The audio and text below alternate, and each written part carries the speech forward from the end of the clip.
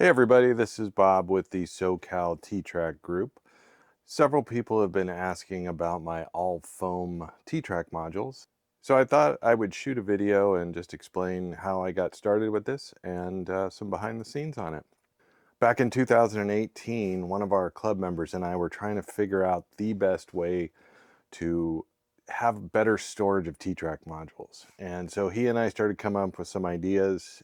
He had some ideas for some 3D printed legs, a wood frame. I came up with, my first concept was a T-TRAK module, a single that you could have replaceable foam insert, and you could do different scenery on different pieces of foam and then insert them into the frame. And that's what I have here. This was my first one that I did.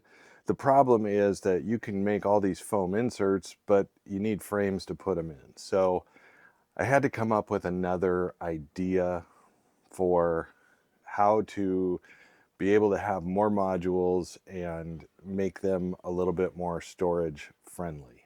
So after working with the foam inserts, I thought I could make a complete module out of the 1-inch extruded foam. It was rigid enough for a single and it was easy to work with. So I got some foam and I started to cut it up. I found that using like a hacksaw blade worked okay, but it kind of had some tear out. So I found using the bandsaw was probably the best way to cut it. But then I needed some other way to make some channels, and I found that using a router bit worked really well. It makes a nice clean cut. This is the first all foam module I made back in 2019. You can see it consists of a front and a back, and then the actual foam top. I Velcro the skyboard to the back. It can be removed if needed, but it's very, very compact. The top sits on these locating pins and it's very sturdy and rigid. I take a piece of 40,000 styrene and put it on the last 3 inches of the module. And the only reason I do that is it's for when you're breaking the modules apart. If you have a screwdriver in there or a butter knife, you're pushing against the styrene and not the foam, so you're not going to dent the foam. This particular module folds up and fits in this nice plastic case that I found at Michael's, and it's real easy to store. I can store it on a shelf just like that. It takes up no space at all. This is a new module that I'll be working on, and one of the things that I like to do is I like to paint the back of the skyboards, so when another module is behind it, you've got a little bit of color back there.